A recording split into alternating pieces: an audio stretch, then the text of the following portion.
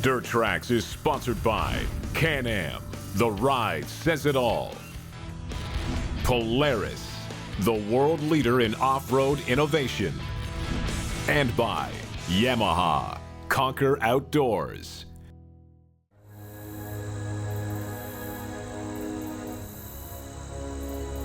Competition drives innovation. It drives performance. It's the backbone of the pure sport side-by-side. Let's take a second to look back at the pure sport side-by-side market. We all know who started it. That story's been told many times.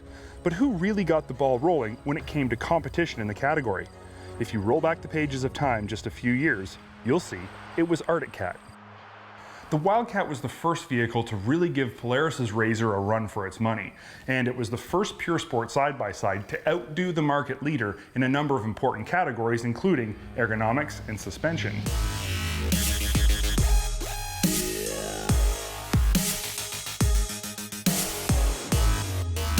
The Wildcat changed the game. It pushed the boundaries of what we thought a pure sport side-by-side could be, and it gave us the ability to explore what a pure sport side-by-side could do. But time rolls on. Let's not fool ourselves here. We all know Arctic Cat is working on something big, and by the time this test ride airs, we might already know what it is. But for now, all we can do is speculate on what's coming and what it might do to Arctic Cat's flagship side-by-side. Before we go any further, I need to clarify. The model we're testing here is a 2015 Limited, but I'll be comparing it to other 2016 models. Since the only change in 2016 for the Wildcat X was graphics, the comparisons remain accurate. Let's not beat around the bush. The Wildcat X is underpowered. Well, let's be more specific here. If it's to compete in the highest category of pure sport side-by-sides, alongside the new RZR 1000 Turbo, Maverick XDS Turbo, and even Yamaha's new YXZ1000R, it is underpowered. But here's what I think is really happening with the Wildcat X. It's moving down the food chain, much like Polaris's RZR XP did when the 1K was released, and Can-Am's Maverick did when they pulled the sheets off the DS. Some say whatever's coming is going to obsolete the Wildcat, but I disagree. I think it'll just move on down the line and become stout competition for mid-level models. At just over 90 horsepower, it's down on power nearly 40% from the big boys.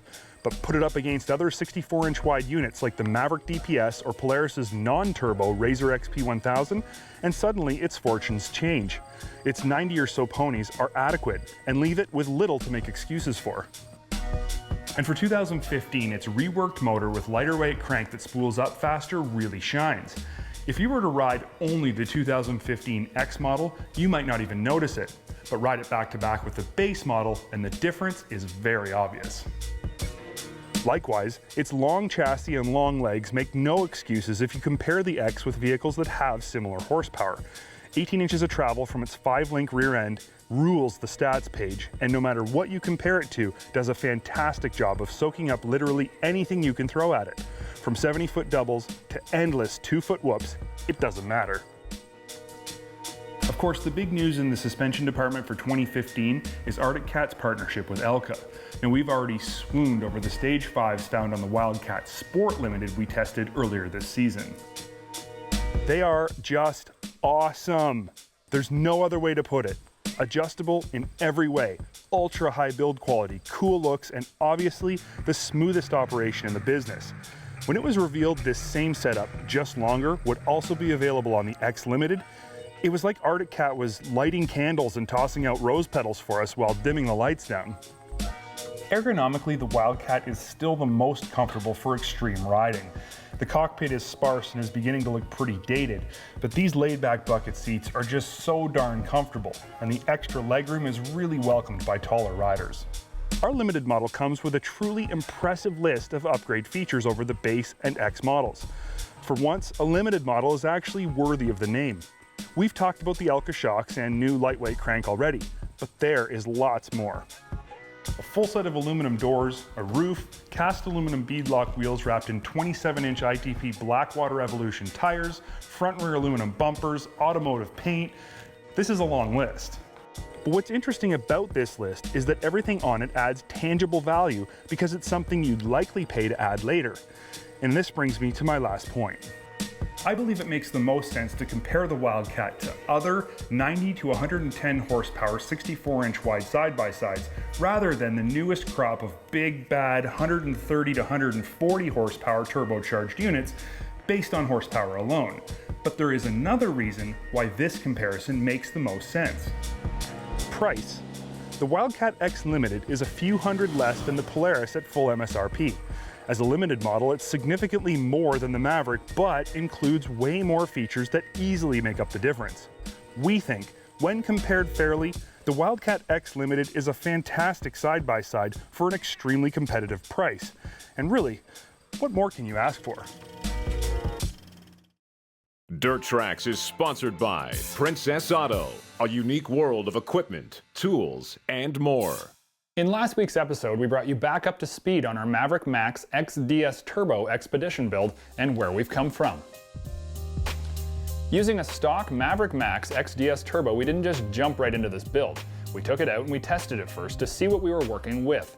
And the end conclusion was that our base vehicle was not just cool, it was incredible, with power like nothing else. Following our teardown, we were able to have Tim G of G&G Racing custom fabricate us a few exceptionally cool parts. Not the least of which was a totally unique rear bed assembly with swinging rear tailgate. In last week's episode, we also took our parts to the powder station to have everything matching powder coated, and following a quick bake, we were able to reinstall many of the pieces from the cage to the air tank, the ARB fridge freezer, propane tank, and rear tire, along with a variety of other cool parts.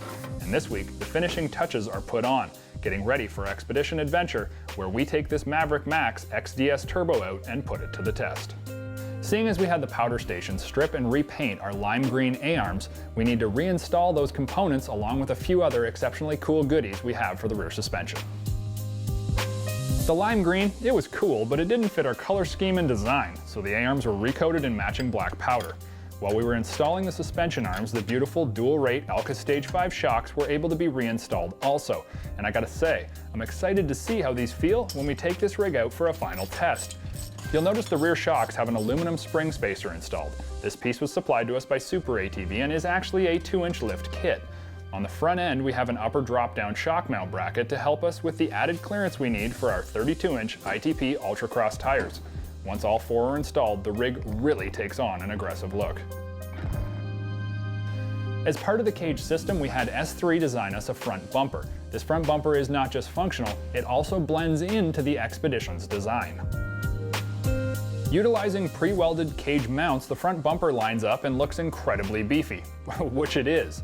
And the 1/4-inch solid plate winch mount accepts the super winch with ease, offering not just a solid mounting location, but thanks to the integrated cage tie-ins will also give the front bumper added strength if the full poundage of the winch is put to the test.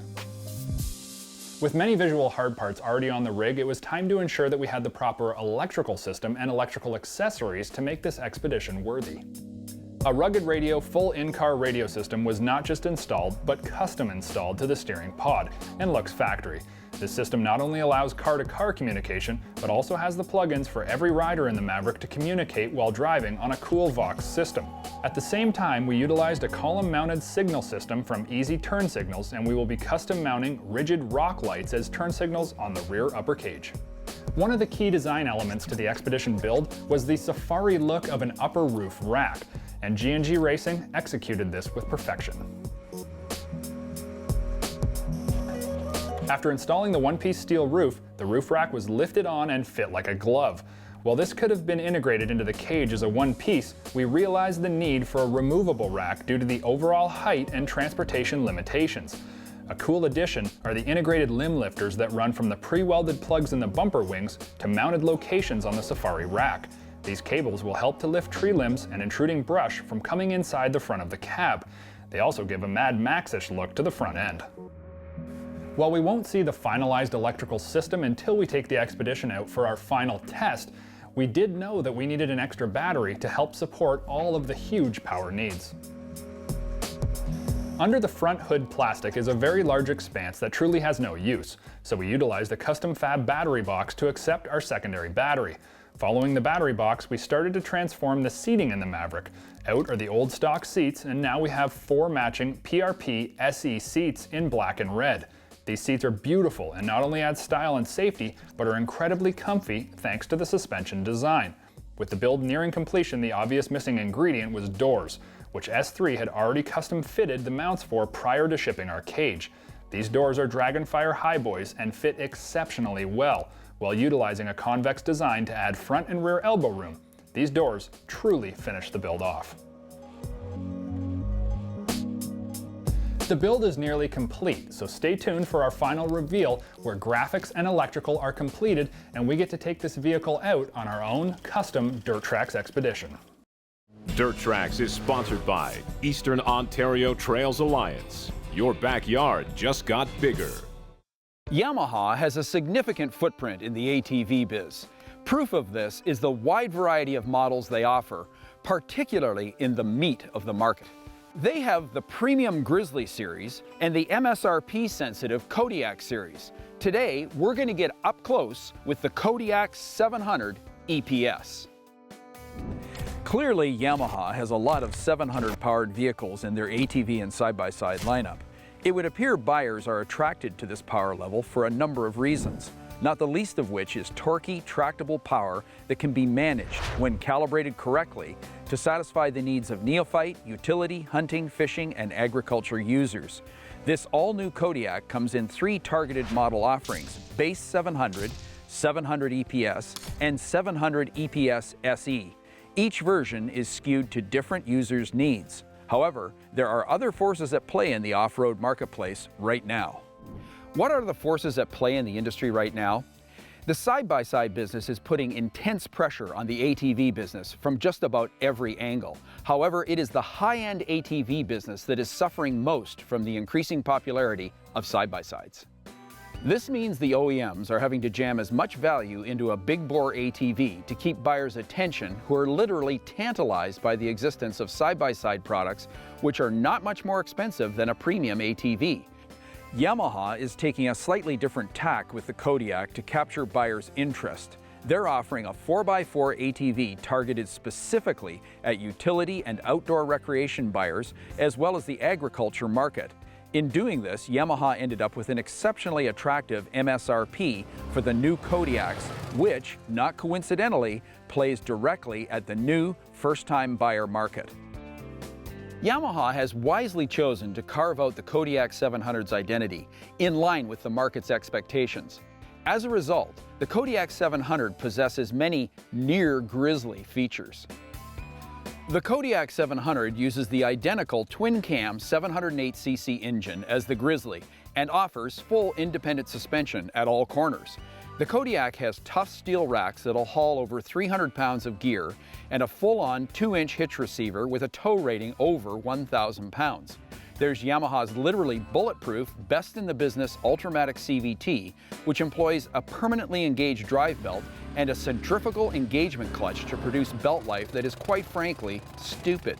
Playing to the new buyer, the Kodiak has a lowered ride height and a lower seating position, attractive to smaller riders and, in particular, women.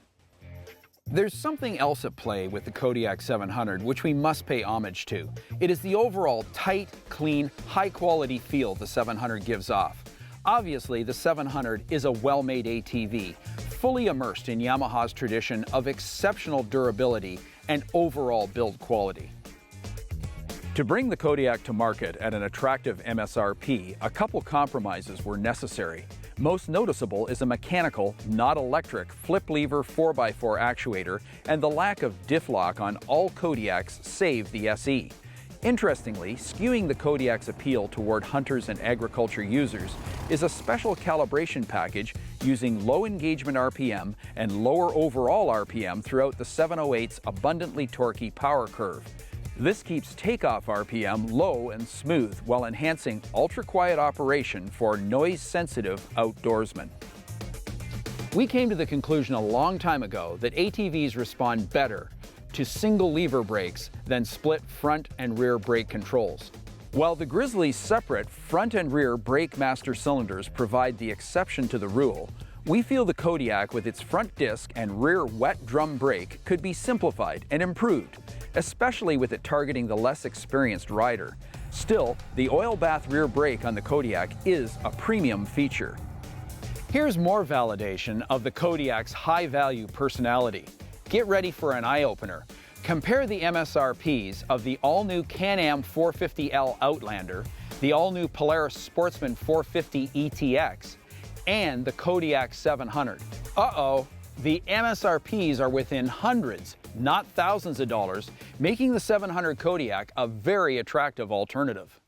With Yamaha's electronic power steering appealing to smaller stature and women riders, the Kodiak's ultra-broad appeal comes even more clearly into focus.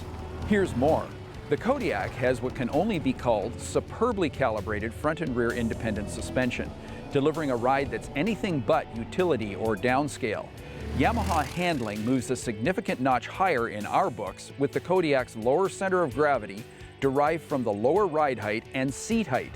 The new Kodiak corners with a nice, level stance, particularly when entering turns at speed. Here's some advice based on our experience with the 700 Kodiak. Before you give in and buy a side-by-side or a value-priced ATV, saddle up and get on down to your Yamaha store and check out the Kodiak 700 family. Why is the Kodiak worth checking out? OEMs are focusing on delivering increased value with their ATVs in model year 2015. Clearly, the Kodiak's 700cc engine is a tough argument against the competition's 450s. As important as value is, so is the pinpoint targeting of the 3 Kodiak models at utility, hunting, fishing, agriculture, women, and first-time buyers. In the end, pressure from the side-by-side sales boom has organically generated some exceptionally innovative models, like the new Kodiak and its ability to meet a broad profile of users' needs at a crazy good price. Dirt Trax is sponsored by Algoma, that real. Closed captioning of Dirt Trax is sponsored by Triton Trailer, built for adventure. Every once in a while here at Dirt Trax, we have the opportunity to do something just a little bit different, that's unique and fun.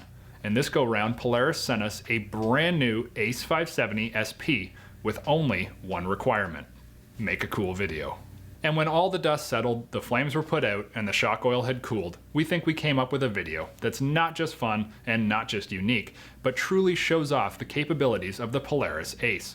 While the crew at Dirt Trax usually aren't short for things to say, this film has no words, but a heck of a lot of visuals. So sit back, relax, and enjoy what we call Unleashed.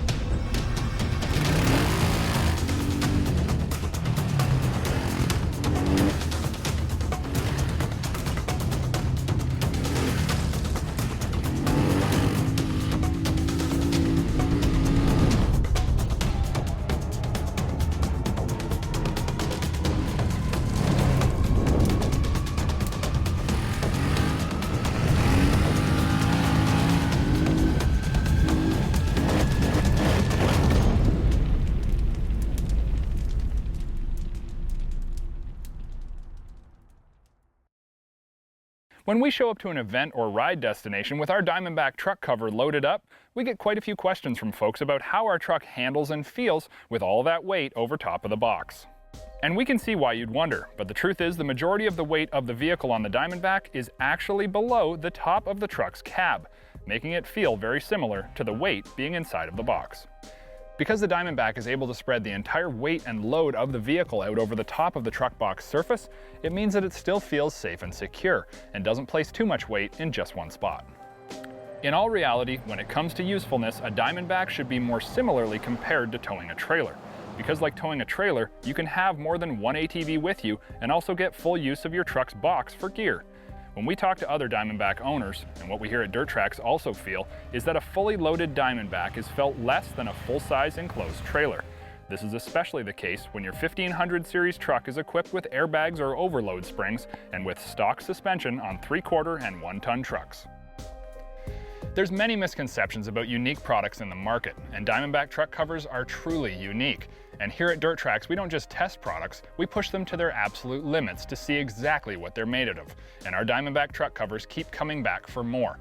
More hauling, more secure storage, and more fun. Because heck, it's your truck. Use it. Dirt Trax Television has been sponsored by Polaris, the world leader in off-road innovation. Can-Am, the ride says it all. And by Arctic Cat. Share our passion.